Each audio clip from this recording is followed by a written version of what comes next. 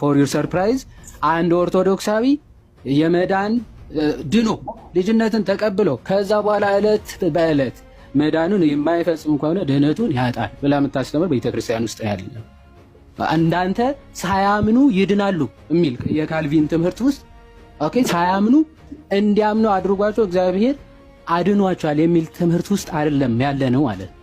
ልዩነቶቹ አንተ ጋር ስለነበሩ የነበሩ እሱ ላይ ነው ማውራት ያለብን። ሌላው ተከታይ ነው የሚሆነው ማለት ነው።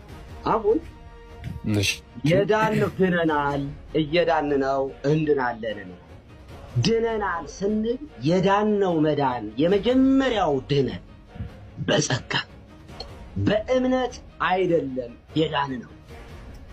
ምክንያቱም ያ እምነት በመቃብር ያሉት ሰዎች ተነስተው ታምናላችሁ አታምኑም ተብለው ተጠይቀው አይደለም የዳነው እንዲሁ እግዚአብሔር ስለ ኃጢአተኛው ዓለምን እንዲሁ ወዶ ዓለምን እንዲሁ ወዶ ማለት ያለምንም ምክንያት ከኛ የሆነ ነገር ሳይኖር ጠይቀነው አይደለም። መስዋዕት እንኳን አላቀረብንም፣ ለኃጢአታችን አላቀረብንም።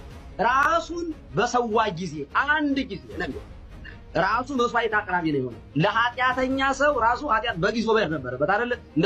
እንደ ብሉይ ኪዳን ሕግ መስዋዕት እንኳን አላቀረብንም። ራሱ መስዋዕቱን ይዞ ቀረበ ራሱ። ምክንያቱም እኛን ኃጢአተኞችን ወክሎ መስዋዕት ይዞ ቀረበ። ራሱ መስዋዕት ሆነ። ራሱ ከባሕርይ አባቱ ከባሕርይ ሕይወቱ ከመንፈስ ቅዱስ ጋር ከራሱ ጋር አስታረቀ። ስለዚህ የመጀመሪያው ድህነታችን ዊዛውት ኮንዲሽን እንዲሁ በጸጋ ነው ይላል። እዚህ ላይ ያቃለ አትሌት ይፈጠር።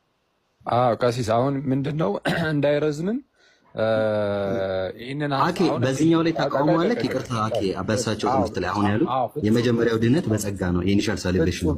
ፍጹም ተቃውሞ ነው ያለው። በጣም ፍጹም ማለት ተቃውሞ በጣም ፍጹም የሆነ ተቃውሞ ማለት ነው። እሱን አስረዳና ከዛ በኋላ የምናደርገው ምንድነው ቀሲስ የሐዲስ ኪዳን ንባባትን እያወጣን ወይም የመጽሐፍ ቅዱስ ንባባትን እያወጣን እያነበብን አብረን ያን ያህል በጣም አስፈላጊ ከሆነ አባቶችም ያንን እንዴት እንደተረዱትም ልናይ እንችላለን። እዚሁ ጋር እያየን መሄድ እንችላለን። እሺ ሰው የመጀመሪያ እንግዲህ ድነናል፣ መዳናችንን እንፈጽማለን፣ እንድናለን ብለን እንናገራለን። ክርስቲያኖች ትክክል ልክ ድነናል፣ መዳናችንን እንፈጽማለን፣ እንድናለን አይደል የምንለው።